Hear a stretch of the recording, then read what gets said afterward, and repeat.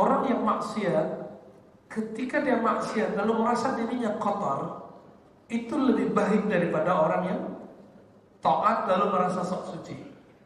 Betapa bahayanya ilmu qalbu ini kalau kita nggak paham. Orang udah sholat nih, udah sholat, tapi ternyata dia merasa dirinya hari ini mukmin, tetangganya yang nggak sholat di samping rumahnya munafik.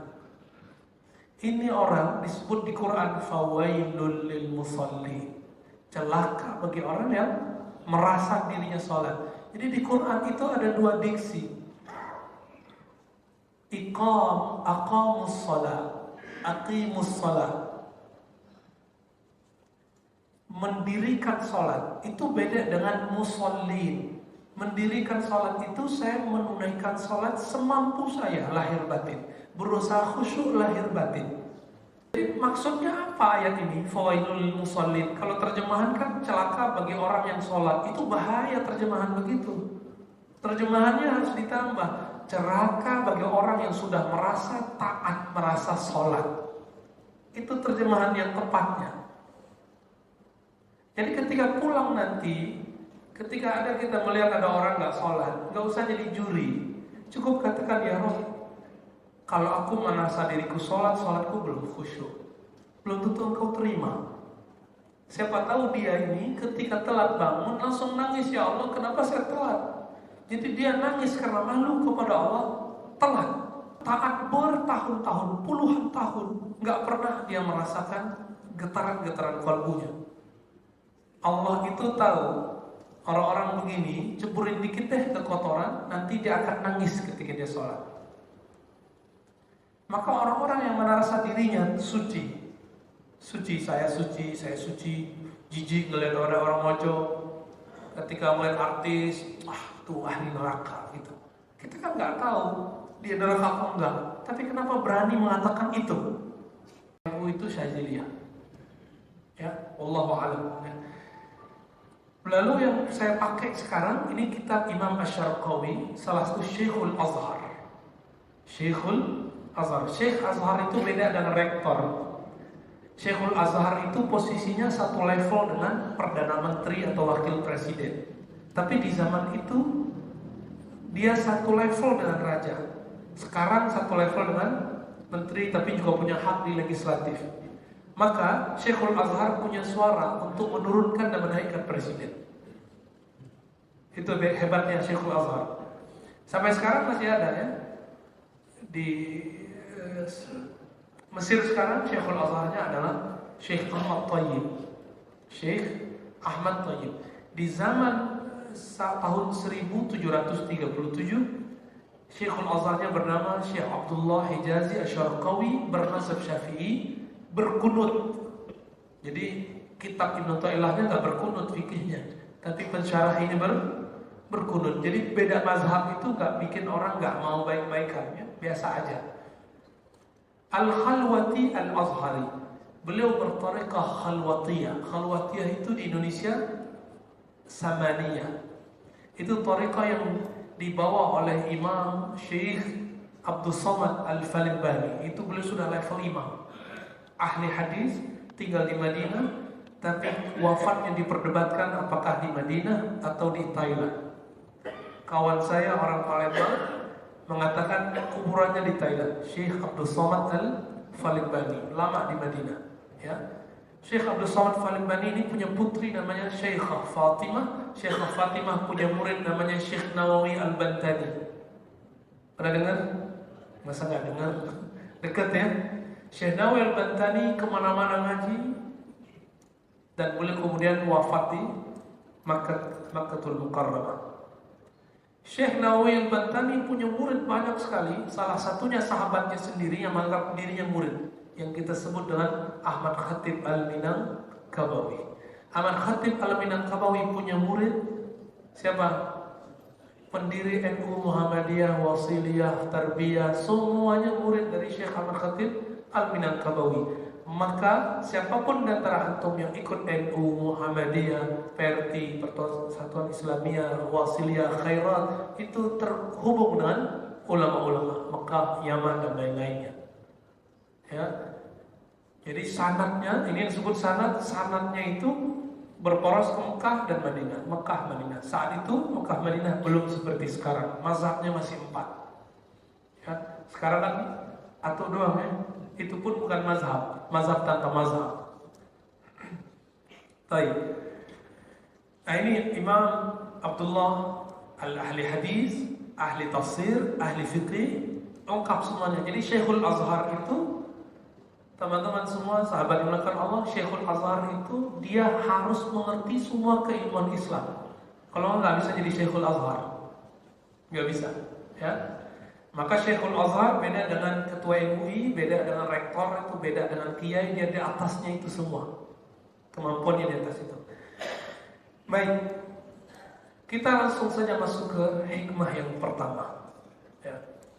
Ibnu Athaillah karena pernah menjalani khalwah, ya, melakukan ibadah 40 hari berturut-turut, subuh tidak ketinggalan berjamaah, semua 5 waktu tidak ketinggalan jamaah. Zikir setiap saat, mengurangi kata-kata, menundukkan pandangan, mengurangi makan dan minum, dan tidur. Apa hasilnya? Allah pancarkan hikmah. Hikmah itu dimulai dari nomor 1. Jadi hikam itu bukan Al-Quran, bukan Sunnah, tapi buah dari mengamalkan Al-Quran dan Sunnah. Supaya kita tambah semangat belajar Al-Quran dan Sunnah. Teks pertama, ya, hikmah pertama. Bismillahirrahmanirrahim. Bisanadina ilal imam Al-Arif Billah ibn Athaillah As-Sakandari. Dengan silsilah guru kita yang bersambung ke Ibnu Athaillah As-Sakandari dari Iskandariyah. Beliau berkata, min alamatil i'timad 'alal 'amal. Min, di antara ciri-ciri orang yang bersandar bukan kepada Allah tapi kepada amalnya. Yang kita sebut tadi syirik khafi. Ya, atau kurang ikhlas, atau tauhidnya kurang sempurna, kurang mantap. Apa ciri-cirinya? Nuqsanur raja, rasa harap kepada rahmat Allah berkurang. Nuqsan inda wujudiz zalal, ketika terjadi suatu musibah rohani. Apa musibah rohani? Maksiat. Jadi ciri-ciri orang-orang yang tidak kuat ilmu tauhidnya dalam kalbunya, ketika dia maksiat hari ini, dia tidak yakin Allah mengampuninya. Kalau dia doa, dia tidak yakin Allah mendengar. Coba saja kita maksiat ya, terus kita mau sholat, kita ngerasa ya Allah kotor nih, udah kotor aja sekalian, gak usah sholat sekalian. Kawan saya, dia bangun subuhnya telat, jam 7. Dia telepon, aku masih boleh sholat gak? Saya bilang, kamu wajib sholat, bukan boleh. Tapi itu udah lewat, nggak enak ya sudahlah, bablas sekalian deh gitu. Nggak ada rasa harapnya kepada Allah. Itulah baru level yang kecil, ada level yang berat. Beberapa orang-orang yang terkena maksiat, kehormatan diri, menjaga kehormatan. Ketika terjebak dalam maksiat itu, dia mengatakan ya sudahlah. Ketika dia punya hubungan spesial dengan orang kekasihnya, ya sudah hancur-hancur sekalian, kotor-kotor sekalian. Pernah dengar orang begitu? Sering dengar ya? Itu ciri-ciri kolbunya tidak nyambung kepada Allah. Kolbunya masih bergantung kepada banyak amalnya. Lalu gimana obatnya? Bapak saudara makan Allah. Maksiat dan taat itu bukan ngomong baik buruk, tapi maksiat dan taat itu kita lagi ngomong ilmu qalbu. Bukankah ada orang yang taat lalu dia merasa sok suci? Benar? Itu benar nggak? Orang yang maksiat, ketika dia maksiat lalu merasa dirinya kotor, itu lebih baik daripada orang yang taat lalu merasa sok suci. Betapa bahayanya ilmu qalbu ini kalau kita nggak paham. Orang udah sholat nih, udah sholat, tapi ternyata dia merasa dirinya hari ini mukmin, tetangganya yang nggak sholat di samping rumahnya munafik. Ini orang disebut di Quran fawailul lil musalli, Celaka bagi orang yang merasa dirinya sholat. Jadi di Quran itu ada dua diksi. Aqamus sholat, aqimus sholat. Mendirikan sholat itu beda dengan musallin. Mendirikan sholat itu saya menunaikan sholat semampu saya, lahir batin, berusaha khusyuk lahir batin. Ketika udah sholat, tadi antum udah sholat semua, khusyuk nggak? Udah coba-coba, mau imamnya suaranya bagus nggak bagus, kalau kalbunya nggak bening nggak bisa khusyuk. Paling nangisnya karena suaranya merdu, ingat kampung. Bukan karena emang ayatnya itu berkesan. Bukan karena yang mengirimkan ayat itu punya kekuatan menyentuh, bukan. Tapi karena si ustadznya suaranya bagus. Ini bedanya, khusyuknya orang-orang yang paham ilmu qalbu dengan yang khusyuknya baru ngerti merdu suara. Ya, Bapak saudara makan Allah. Jadi maksudnya apa ayat ini? Fawailul musallin. Kalau terjemahan kan celaka bagi orang yang sholat. Itu bahaya terjemahan begitu. Terjemahannya harus ditambah, celaka bagi orang yang sudah merasa taat, merasa sholat. Itu terjemahan yang tepatnya. Jadi ketika pulang nanti, ketika ada kita melihat ada orang gak sholat, gak usah jadi juri. Cukup katakan, ya Roh, kalau aku merasa diriku sholat, sholatku belum khusyuk, belum tentu engkau terima. Siapa tahu dia ini ketika telat bangun langsung nangis, ya Allah kenapa saya telat? Jadi dia nangis karena malu kepada Allah, telat. Coba nanti ketika Allah takdirkan di antara bapak ibu, saudara, ikhwan akhwat ini rajin sholat subuh, tahu-tahu bablas sampai jam 8 gak bangun. Ketika bangun kita mulai pusing. Ketika takbir mungkin nangis. Jangan-jangan ketemu ilmu qalbunya saat sholatnya sholat subha, sholat plus subuh plus duha itu. Siapa tahu? Orang taat bertahun-tahun, puluhan tahun, nggak pernah dia merasakan getaran-getaran kalbunya. Allah itu tahu orang-orang begini, ceburin dikit deh kekotoran, nanti dia akan nangis ketika dia sholat. Maka orang-orang yang merasa dirinya suci, saya suci, jijik ngeliat orang mojok, ketika melihat artis, tuh ahli neraka gitu. Kita kan nggak tahu dia neraka apa enggak, tapi kenapa berani mengatakan itu? Orang-orang ini Allah akan ceburkan kepada apa yang dia benci. Benci ngeliat orang mojok, nanti Allah akan buat kita mojok dengan orang-orang yang tidak halal. Kita jijik melihat orang yang buka aurat, nanti mata kita akan Allah buat, rasain nih ya, terpapar oleh aurat-aurat yang terbuka. Saya ini sok suci, Pak. Lalu tiba-tiba Allah setting pergi bulan puasa ke Paris, dakwah di sana. Jadi ustadz di sana. Ustadz matanya jelalatan itu gimana kira-kira? Summer tahu? Udah gimana bajunya mereka? Ya, saya puasa makan minum, tapi mata saya nggak bisa puasa. Tapi ketika pulang saya bingung, nangis, ya Rob. Baru kali ini ngerasain puasa, kok mata saya nggak bisa ditahan? Ya, kulitnya mereka kan bening-bening, Pak ya. Kulit kita selalu mateng semua ya, mateng semua. Jadi mata kita udah gosong kulitnya. Di sono gosongnya karena nggak mau kedip.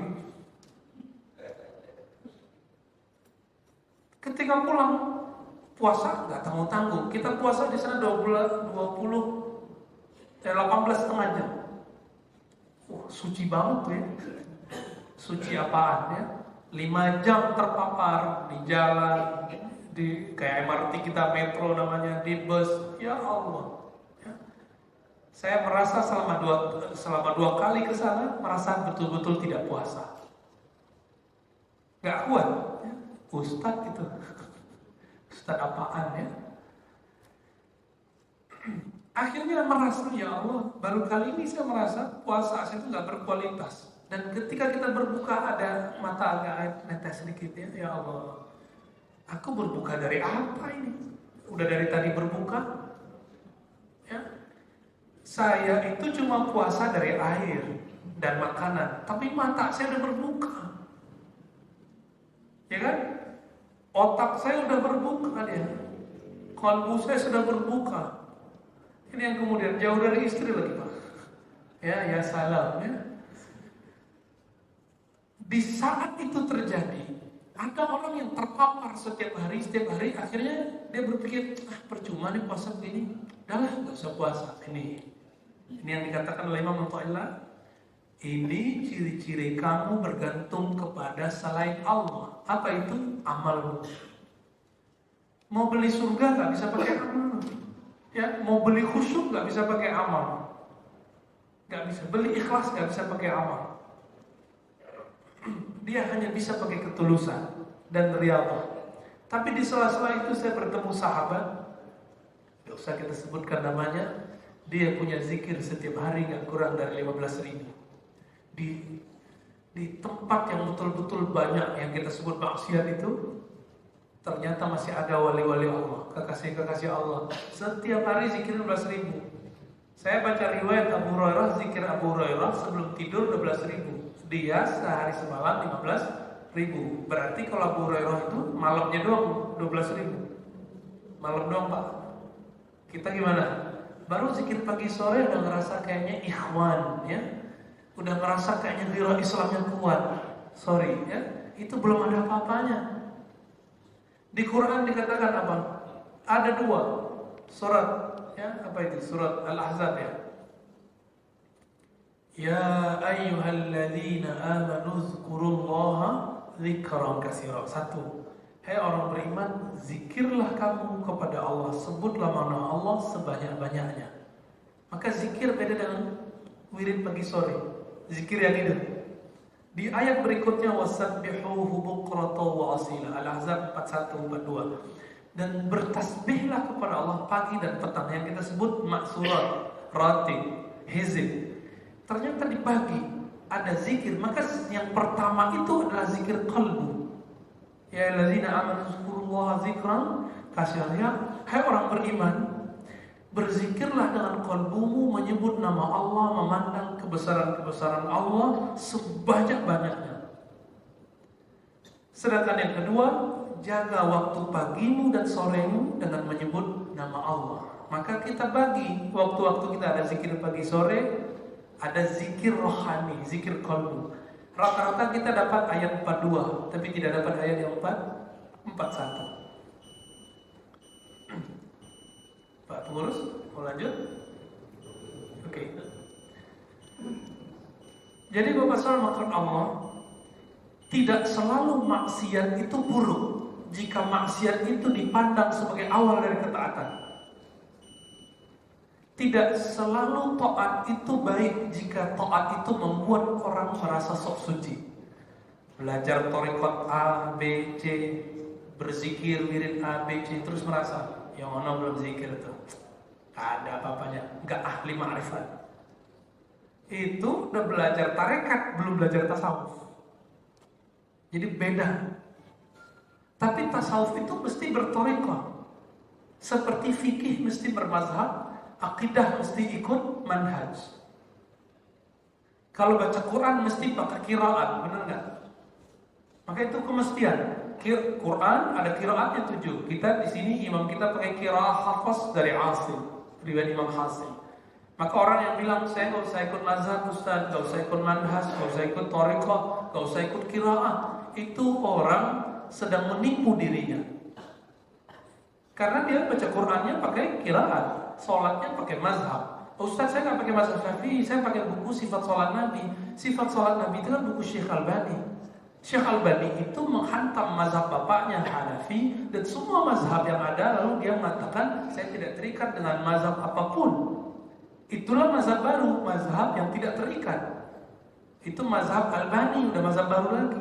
Maka cara sholatnya agak beda sedikit ya. Naruh tangannya, cara naiknya, kepal tangannya ketika bangun itu sudah beda. Maka antum jangan heran. Itu bukan ikut Rasulullah langsung, tapi masih ikut Syekh Albani, mazhab baru. Saya daripada ikut Syekh Albani, ikut Imam Syafi'i, ikut Imam Malik, Imam Bukhari, Imam Muslim, gitu. Karena imam itu jelas sanadnya. Bukan berarti kita meninggalkan Syekh Albani, tidak ya. Kita ambil mana yang baik dari beliau. Baik. Kembali ke teks ini, itu orang yang tadi taat, lalu terjebak sekali maksiat, lalu nggak balik-balik lagi ke maksiat, lalu dia terus dengan maksiatnya, dia merasa taatku selama ini gak manfaat, ya udahlah hancur sekalian. Nah, orang-orang ini disebut dalam Syarah Al-Hikam orang yang ikhlasnya baru level 1. Nah, ini bagian akhir yang kita bahas, ada 3 level. Level 1 itu disebut ikhlasul awam, ikhlas orang-orang awam, atau disebut ikhlasul abid, ikhlas orang yang baru taat ibadahnya ritual, belum spiritual. Ketaatannya baru normatif, ya, sholat, udah begitu-gitu aja, baru biasa. Orang begini sudah nggak merasa maksiat kalau dia sudah sholat. Walaupun sholatnya nggak khusyuk, yang penting dia udah sholat, udah jamaah, udah ngerasa dirinya sesuatu. Orang-orang ini rentan terkena bab ini. Makanya saya ditanya, kok ada orang baru hijrah menikah dengan hafiz, tiba-tiba sekarang jadi murtad? Ya kan? Artis itu, antum nggak boleh benci anaknya. Itu suatu saat kalau kita benci terjadi sama kita. Ya, dia lagi semangat ingin memperbaiki dirinya dan berjodoh dengan seorang hafiz. Tapi ternyata untuk memperbaiki kalbu nggak bisa pakai hafalan Quran. Untuk meluruskan kalbu harus pakai isi Al-Quran. Ini yang disebut al-hikmah. Makanya Rasulullah itu metode dakwahnya bukan hafalan. Kalimatnya berapa? Yatlu, di surat Al-Jumu'ah ayat 2. Yatlu alaikum ayati. Misi pertama bacain, itu hafalan. Tapi ada yang berikutnya, wa yu'allimuhumul kitab wal hikmah. Tapi sebelumnya yuzakihim, ya, membersihkan mereka, mempurifikasi mereka, mentazkiyah mereka. Lalu yu'allimuhumul kitab wal hikmah, mengajarkan mereka kitab dan hikmah. Jadi dibedakan kitab dan hikmah. Meskipun dalam syarah-syarah hadis hikmah dikatakan sunnah, tapi bagi ahli zikir, hikmah itu adalah ketajaman qalbi, wisdom, ya, kebijaksanaan seorang Nabi Sallallahu Alaihi Wasallam. Bapak saudara makan Allah, itu level pertama. Orang ini ciri-ciri indikatornya. Kalau itu ada pada kita, berarti kita level 1. Satu, kalau ibadah orientasinya pahala. Kalau ketemu yang wajib sama sunat, duluin sunat. Contohnya taklim sama sholat syuruk, duluin sholat syuruk. Itu kalau belum paham, kecuali mau buru-buru silakan, ya.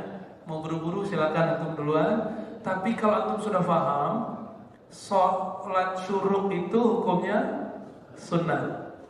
Ngaji itu nutrisi wajib di kalbu. Kalau sudah paham itu, undur dulu sholat syuruknya. Belajar fikih dong, ya. Di fikih sholat syuruk boleh sampai sebelum duha. Enggak mesti di masjid kok. Meskipun di hadisnya disebutkan di masjid. Itu kan contoh aja. Ahli fikih mengerti namanya bil misal, itu contoh aja. Ya. Pernah kita ngaji sekali, saya lupa jelasin begitu. Bunyi syuruk, langsung pada berdiri semua. Lah kita ngomong sendiri, Pak. Jadi semangat, ini ciri-ciri orang baru level 1. Berpikirnya nggak proporsional. Nah, mendahulukan yang sunat daripada yang wajib. Jadi ciri-cirinya yang pertama tadi apa? Ngejar pahala. Salah kan ngejar pahala? Nggak salah untuk level 1. Takut dosa, iya. Kita takut siksa, itu level 1. Level 2 itu orang ibadahnya sudah mulai semi-semi spiritual, tapi masih pakai intelektual nih, pakai kecerdasannya. Orang-orang ini biasanya sudah bisa mengkondisikan rohaninya untuk bisa taat, tapi nggak kuat. Kalau khusyuk itu paling tahannya cuma sampai iya karena bunuh yang resep itu udah hilang, ya. Tapi orangnya udah top, dia udah nggak nyari pahala lagi. Yang penting saya bisa khusyuk. Maka orang ini nggak menganggap amalnya itu banyak pahala. Bagi dia, gimana biar saya khusyuk dalam sholat. Orang ini masih mengejar itu. Tapi dia mengejar bukan dengan caranya. Kalau saya mau menyembelih ayam, itu pakai sendok atau pakai pisau? Ya, kalau udah jadi baru pakai sendok sama garpu. Sama, cari khusyuk nggak pakai ini, Pak. Ini itu untuk mikir. Maka pikiran itu banyak. Jadi kalau sholat pakai pikiran, nanti pikirannya jalan-jalan. Ya, sholat itu pakai kolbu. Kolbu itu nggak pernah mendua. Maka orang kalau bisa poligami itu karena di sini emang banyak daftarnya ya. Tapi kolbunya sebenarnya hanya mencintai satu tipe. Tipe itu ada separuh di orang ini, ada seperempat di orang ini, makanya jadi 4 nanti ya. Wallahu a'lam bishawab. Di level 2 ini dia sudah haus rohani, tapi caranya kurang pas. Akhirnya terjebak pada ilmu kebatinan. Nah, ciri-cirinya apa? Kalau zikir ini maharnya ini, gitu. Jadi pemburu kubur, dikira kalau ke kubur khusyuk. Ke kubur itu melembutkan kalbu. Zurul kubur, fa innaha tudzakirul maut. Ziarah kubur untuk melembutkan kalbu, bukan cari kesaktian. Nah, orang level ini udah cari kesaktiannya, maka dikubur wirid ribuan. Ngejar setoran biar kalbunya punya kekuatan rohani, ya dapat sakti. Sederhana, orang push up 40 hari berotot. Orang rajin latihan fisik, latihan silat, dia akan jadi jawara. Orang latihan olah batin nanti jadi ahli kebatinan. Maka pada sakti-saktinya orang level ini nih, doanya hebat-hebat. Kalau dia jadi pengobat alternatif, itu canggih-canggih ya, pakai air putih sembuh. Tapi levelnya baru di situ, ujung-ujungnya nanti kembali ke bawah, fulus. Ya, ujung-ujungnya fulus mahar. Orang ini belum dapat kebahagiaan, tapi orang yang level ini, rata-rata antum itu mungkin yang di bawahnya dikit kali. Udah pengen cari khusyuk, tapi masih sama kayak orang nyembelih ayam pakai sendok tadi, jadi nggak tahu caranya. Dia ini udah hampir tahu caranya, tapi salah obsesi, salah ketemu guru, akhirnya jadi kebatinan. Jika dia tulus karena niatnya ingin mencari keridhaan Allah, Allah nanti akan tarik orang-orang ini semua yang level 1 dan level 2 ini kepada level 3. Apa itu level 3? Salat bukan lagi harap pahala, bukanlah hanya harap surga. Dia harap surga, tapi bukan hanya harap surga, tapi harap bertemu dan dapat ridho yang punya surga. Kalau Allah sudah ridho, kita masuk surga, kita bisa ketemu Nabi di surga. Tapi kalau kita cuma minta surga, mungkin gak ketemu Nabi di surga. Dikasih surganya, mungkin gak ketemu Allah di surga. Antum diterima oleh seseorang di rumahnya yang bagus, tapi dia gak mau ketemu. Kira-kira gimana? Pulang aja tersiksa batin kita, ya. Bapak saudara makan Allah, level 3 itu ini yang disebut oleh Rasulullah SAW, bab ridho dan syukur. Ketika Nabi ditanya, kakinya kau udah kapalan sholat, bukan jadi pahala. Apa kata beliau? Aku ingin berterima kasih kepada Allah. Maka bab terima kasih itu akan selalu merasa dirinya tidak maksimal untuk taat. Nggak pantas mendapatkan pahala, apalagi ngejar surga. Muncullah kalimat yang disalahpahami orang tentang Pak Quraisy Shihab. Apa kata Nabi? La yadkhul jannah ahadukum bi'amali. Kamu gak masuk surga karena amalmu. Lalu sahabat bertanya, wala anta ya Rasulullah, engkau juga begitu wahai Rasulullah? Iya. Illa ayataghammadani Allah birahmati. Namun Allah melimpahkan kepadaku rahmat-rahmatnya sehingga masuk surga. Orang di level ini yang dia cari cuma sayang Allah. Zikir itu mencari sayang. Kalau sudah dapat sayang, surga terbawa, neraka jauh. Mungkinkah kalau Allah sayang kita, kita dimasukin surga? Masukin surga? Mungkin dong. Padahal kita bermaksiat. Mungkinkah orang-orang yang diridhai oleh Allah, Allah biarkan terjebak di neraka? Kan semua kita, wa in minkum illa wariduha. Waridun, malam tadi masjid Bintaro 1 lagi baca itu. Di situ saya nggak kuat nahan nangis. Ya, semua kamu waridun, semua kamu pasti lewat neraka. Pasti lewat neraka. Semua kita Pak, imam, makmum, ustadz, semua kita lewat neraka. Itu disebut siratal mustaqim. Siratal mustaqim. Siapa yang tidak kenal Rasulullah, tidak kenal qalbunya, tidak kenal Allahnya, maka dia tidak akan ketemu jalan menuju surga.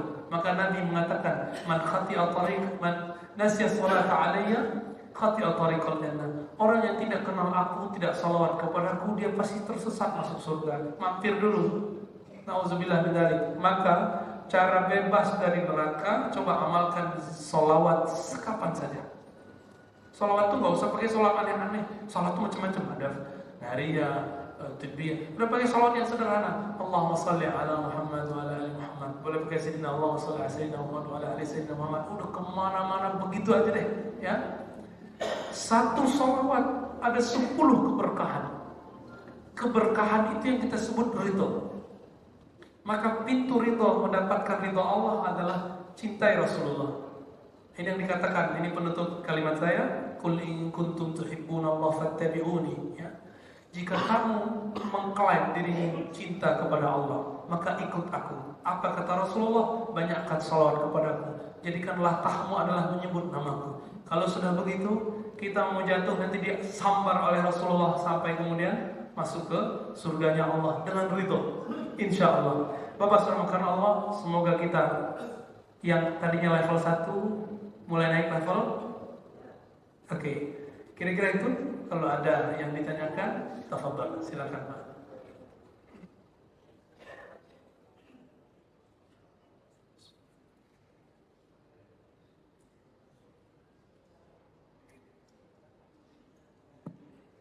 Terima kasih. Assalamualaikum warahmatullahi wabarakatuh.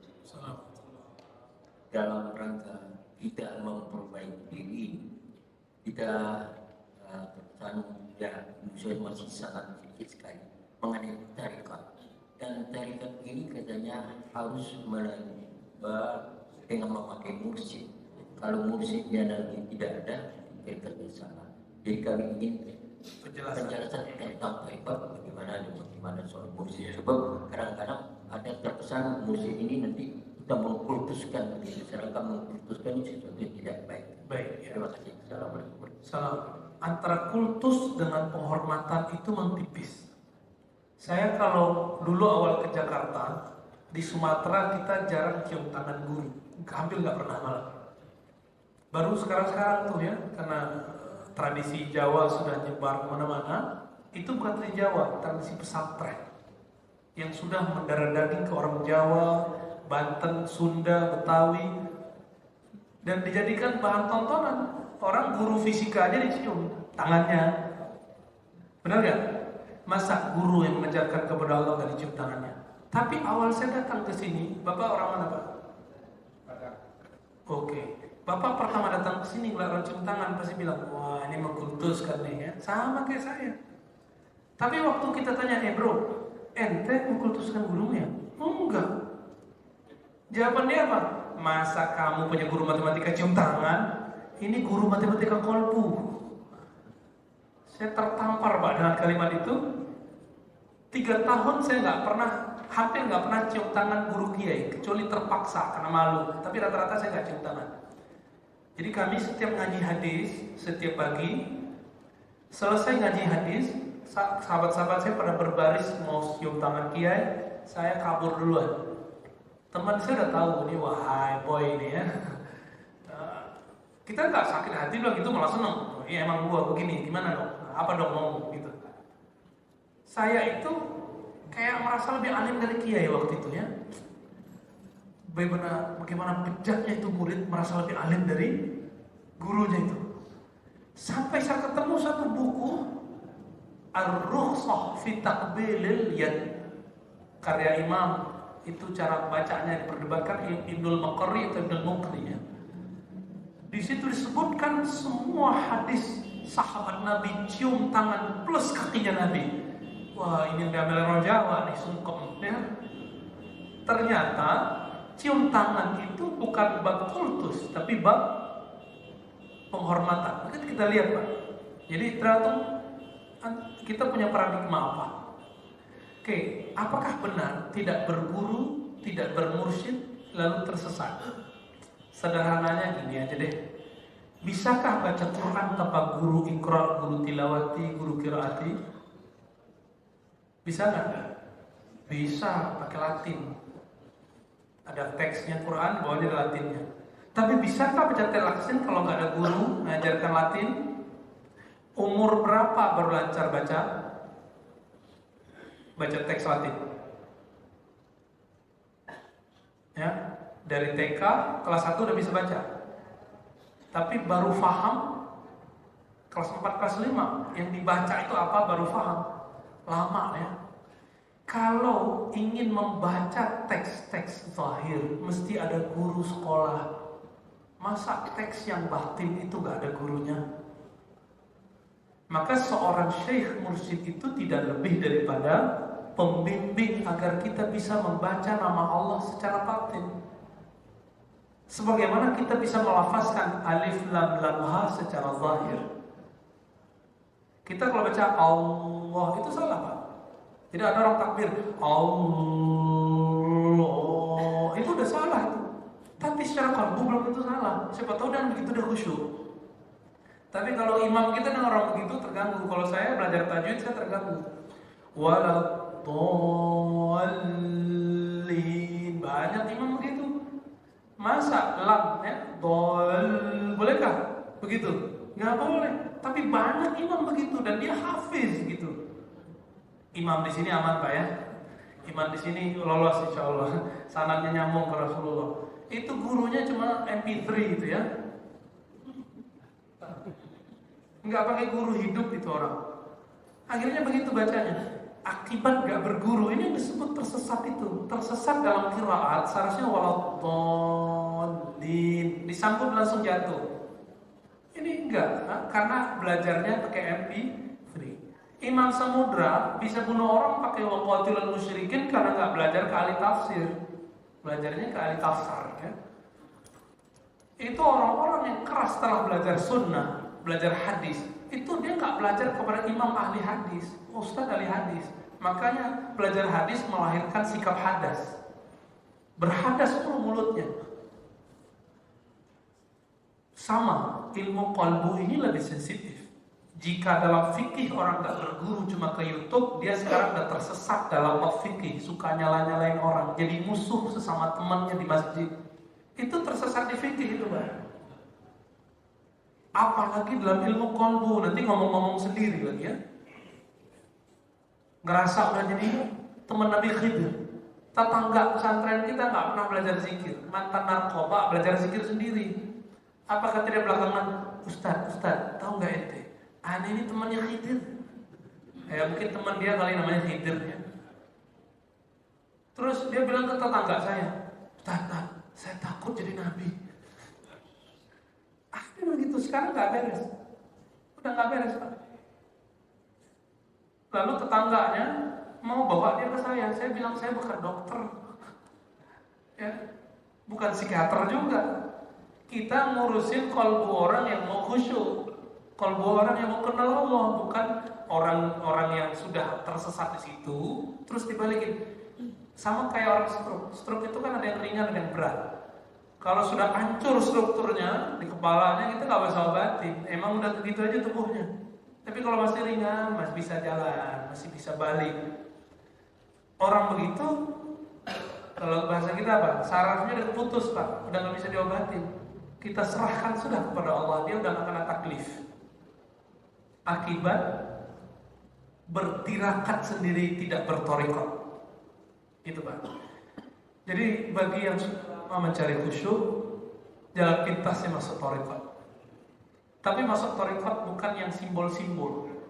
Nah ini kata kunci. Kalau mau cari guru tarekat, bukan guru yang memberi beban wirid, tapi guru yang kalau ngasih wirid beban jadi terasa hilang. Siapa yang mengatakan itu? Imam ini. Apa kata beliau? Syaikhuka man la yut'ibuka. Syekh mursyid hakiki itu kalau ngasih wirid bukan terasa beban, tapi terasa hilang bebannya, terasa nikmat. terasa mengobati. Ini kurang nih, kalau kurang enak udah diwiridkan jadi obat. Kalau wirid yang diberikan guru jadi obat, itu mursyid kita. Tapi kalau dia bilang kayak tadi tuh yang pakai mahar tuh, udah kamu wirid 1000 kali, baca sholawat Maryam 4444 kali, itu mirip dengan torekot, tapi bukan torekot namanya, itu hikmah. Beda kalau guru, mursyid ngasih sama. Kamu baca sholawat Maryam 4444 kali. Kalau guru mursyid yang bilang, kita ngerjainnya nggak ada beban, Pak. Enak aja. Guru yang ilmu sakti ini bilang, kamu zikir 5000, Allah. Jadi beban. Kenapa? Bentar-bentar pakai tasbih. Kok belum 5000 juga nih? Ya, 100 ini kita udah lihat. Bentar-bentar lihat tasbih. Beda dengan guru qalbi. Ketika disuruh, maka bukan mau lihat tasbihnya sebenarnya, tapi kita ingin mengejar rasanya. Mau dicari rasanya, sehingga kita penasaran, jangan-jangan di nomor yang kesekian ada rasanya, gitu. Bapak saudara Allah, maka temukanlah mursyid yang memberi wirid itu wirid menyegarkan, bukan wirid beban. Ya, itu ciri-ciri mursyid. Dan mursyid itu tidak boleh ngaku mursyid jika dia tidak diangkat oleh mursyid sebelumnya. Mirip kayak dokter, tidak boleh ngaku jadi dokter kalau nggak ada ijazah dari kampusnya. Sama Pak, saya bolehkah ngaku dokter kalau saya nggak pernah buat disertasi, nggak pernah diuji? Boleh nggak? Kan sekarang ustadz nggak sabar, dia baru MA udah tulis dokter depannya. Kita sih nggak marah Pak, ya dokter kandidat aja deh, ya. Kita nggak marah, tapi kita kasihan sama dia. Dia menampilkan yang bukan dirinya, pakai topeng dokter. Tapi orang kalau sudah dokternya nggak perlu pakai topeng. Sama, mursyid yang mursyid hakiki itu dia nggak perlu pakai topeng serban, nggak perlu pakai topeng tasbih, pakai gamis, pakai ini kemana-mana untuk menunjukkan dirinya mursyid. Dia sudah diangkat gurunya kok. Gurunya diangkat nama gurunya diangkat nama gurunya, terus silsilahnya nyambung kepada Rasulullah. Zikir yang mursyid begini yang menggetarkan kalbu. Idza dzukirallahu wajilat qulubuhum. Disebut nama Allah, getarannya tembus ke kalbu. Ya, cukup? Ada? Oke. Yang mau duluan, mangga, tafadhol ya. Assalamualaikum warahmatullahi wabarakatuh. Assalamualaikum. Ustaz, mohon penjelasan. Apakah pada saat tadi Ustaz katakan bahwa pada saat untuk mempertajam qalbu, memperlunak qalbu, kemudian apakah pada saat kemaksiatan, sadar pada saat maksiat, kemudian kembali mengambil jalan yang benar daripada taat, merasa sudah taat, kemudian lebih merasa sok suci. Pertanyaannya adalah, apakah ketaatan pada saat melakukan kemaksiatan yang berulang bisa mempertajam qalbu? Ketaatan, Apakah kemaksiatan yang berulang, kemaksiatan pada saat kesadaran bermaksiat itu bisa mempertajam? Iya. Mohon. Salah. Pernah dengar hadis ini kah? 3 doa yang mustajab. Nomor 3-nya doaul mazlum wa in kana kafiran. Doa orang yang dizolimi meskipun dia kafir. Pernah dengar hadis itu? Karena saat dia dizolimi dia lupa kalau dia kafir. Dia saat itu lupa dirinya kafir, dia langsung nembus kepada Allah, pencipta langit dan bumi, maka kalimatnya didengar oleh Allah Ta'ala, diijabah oleh Allah Ta'ala, bergetar langit dan bumi. Maka orang-orang yang zalim gak lebih dari 30 tahun jatuh. Gak lebih 30 tahun jatuh setelah zaman Nabi Muhammad SAW. Tapi zaman Bani Israel, zaman-zaman sebelumnya bisa 400 tahun, tergantung umur kenabiannya. Berarti separuh umur Nabi rata-rata habis. Lihat aja Mesir, negeri ini.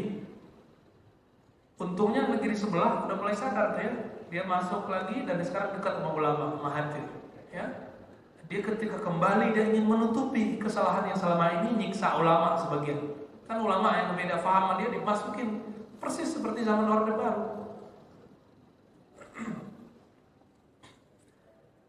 Bapak saudara makan Allah, pertanyaannya berat nih. Apakah kalau maksiat berulang-ulang lalu merasa dirinya hina bisa menajamkan kalbu?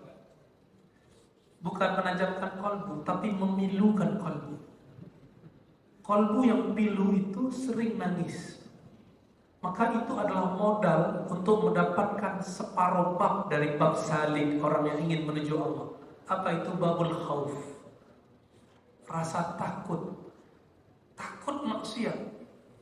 Tapi muncul saat takut itu diikuti oleh bimbingan guru-guru yang soleh, maka rasa takut itu akan memunculkan harapan, disebut raja. Maka sempurnalah dia sebagai salik. Baru dipanggil oleh Allah dalam Al-Quran dengan kalimat amanu. Ya ayyuhalladzina amanu. Hai orang-orang yang beriman. Bukan orang-orang yang suci dipanggil, orang-orang beriman. Orang yang maksiat itu mukmin kan? Dia mukmin, dia tahu ini maksiat. Selama dia tahu itu maksiat dan dia tidak meyakini ini halal, dia mukmin. Dikatakan di situ, tubu ilallah taubatan nasuha. Hei orang beriman yang bermaksiat, kembalilah kepada Allah. Maka taubat itu disebut dalam hadis at-taubatu an-nadam. An-nadamu taubah. Rasa menyesal itu adalah taubat. Tapi ketika hari ini dia nyesal, besok ada jaminan gak dia gak maksiat lagi? Gak ada. Yang penting hari ini. Jadi taubat itu jangan pikirkan nanti. Kalaupun nanti dia sambalado, taubat sambalado diulang-ulang, itu urusan nanti. Yang penting hari ini aku taubat. Yang penting hari ini, ya Allah, aku ini kotor. Aku ini mau kembali kepada Engkau. Nanti kita gak tahu. Siapa tahu habis dia taubat dia meninggal. Maka saya dapat pelajaran besar dari Allah Ta'ala. Jangan pernah benci kepada pemaksiat, karena siapa tahu itu akhir maksiatnya. Jangan pernah kagum dan mensucikan, mengkultuskan orang taat. Jangan-jangan itu taat terakhirnya dan dia maksiat sampai matinya. Ini yang dikatakan Nabi SAW. Di antara kamu, inna ahadakum la ya'malu bi'amali ahli jannah. Dia beramal-amal ahli surga, solehnya bukan main. Sehingga antara dia di surga cuma satu jengkal. Fayasbiqu alaihil kitab. Ternyata Allah Maha tahu, maka Allah tetapkan ketentuan lain. Fayamal bi'amali ahli nar. Allah tahu kalbunya selama ini taat karena dirinya merasa dirinya orang taat, orang soleh. Sebelum wafat berubah pikiran, hilang ingatan, gak taat sama sekali, malah ngejek orang yang belajar sunnah. Saya Pak menjelaskan hadis ru'yah, saya dibentak oleh orang-orang yang seumur Bapak. Beda kalau Pak nanya ya, apa kau pakai sunnah? Hari ini pakai akal, pakai hisab. Saya mikir ini orang uzur atau kafir? Dua aja Pak. Dalam qalbu saya katakan semoga dia uzur. Langsung saya tutup, cukup Pak, assalamualaikum. Udah pengen berhenti kita ngaji di situ, ternyata kita diundang lagi, ya udah saya perbaiki lagi. Ternyata kita mau mendamaikan dulu 01, 02, dibentak lagi pakai takbir. Terakhir saya kesana udah. Ya. Kita mengamalkan fa'aslihu baina akhawaikum, damaikan sama saudaramu di masjid. Masa dia bilang cebong-cebong kampret? Ya, di masjid. Betapa kotornya hatinya. Masa orang milih 01 atau 02 terus disebut mukmin? Dari mana ayatnya? Itu kegalauan dalam fikir, dan kita sekarang udah ketipu. Ternyata mereka cipiki di MRT, ya kan? Antum ketipu semua kan? Itu mainannya tim sukses semua. Menggunakan bab politik sama dengan iman. Beda politik, beda iman. Kan kacau tuh. Kita udah tergadai berkali-kali. Jangan mau tergadai lagi 5 tahun lagi, ya? Jangan mau lagi. Jangan sampai masjid ini menjadi tempat membakar emosi umat, tapi menjadikan kalbu kita tambah dekat kepada Allah Ta'ala. Maka kembali ke yang tadi, jika besok terjebak maksiat lagi, cepat balik lagi. Anggap itu akhir mungkin ini tobatku. Siapa tahu setelahnya aku mati. Gitu ya. Maka disebutlah, ini penutupnya dari pertanyaan itu. Orang-orang yang bertobat itu disebut tawabin, bukan taibin. Tawabin artinya orang yang berulang-ulang tobat sampai tobat itu jadi karakternya.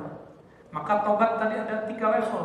Tobat orang awam dan dosa fisik, tobat orang spiritual, tobat karena sholatnya tidak khusyuk. Maksiat zahir udah enggak, mata udah enggak jelalatan, makan haram udah enggak. Mau tobat apa lagi? Tobat sholatnya enggak khusyuk. Udah begitu loh tobatnya. Tobat merasa sok suci, merasa alim, merasa dirinya sesuatu. Udah tobat dari itu, antum tinggal naik level, insya Allah sebelum meninggal jadi wali Allah. Ya, la khaufun alaihim wa lahum yahzanun. Semoga kita betul-betul menjadi kekasih-kekasih Allah, orang-orang yang dihilangkan semua kegalauan di kalbunya, diberikan ketenangan dalam jiwanya dengan menyebut namanya setiap nafas naik dan turunnya. Amin ya rabbal alamin. Subhanakallahumma wa bihamdika asyhadu an la ilaha illa anta astaghfiruka wa atubu ilaik. Allahumma nas'aluka khairan hadzal yawm, ya Allah berikan kami kebaikan hari ini, kebaikan di dalamnya dan kebaikan setelahnya. Allahumma inna ala dzikrika, ya Allah hati kami keras, bantu kalbu ini menyebut namamu. Ya Allah, maka kepala ini sombong dengan isinya, dengan inteleknya, tolong bantu kepala ini benar sujud. Ya Allahumma ya Rahman ya Rahim, akhrij anna kulla su'in. Ya Allah, keluarkan semua keburukan, kebusukan dari hati kami. Terbitkan cahaya namamu dalam jiwa kami. Rabbana atina fid dunya hasanah wa fil akhirati hasanah wa qina adzabannar. Walhamdulillahi rabbil alamin. Wa maaf lahir batin. Assalamualaikum warahmatullahi wabarakatuh.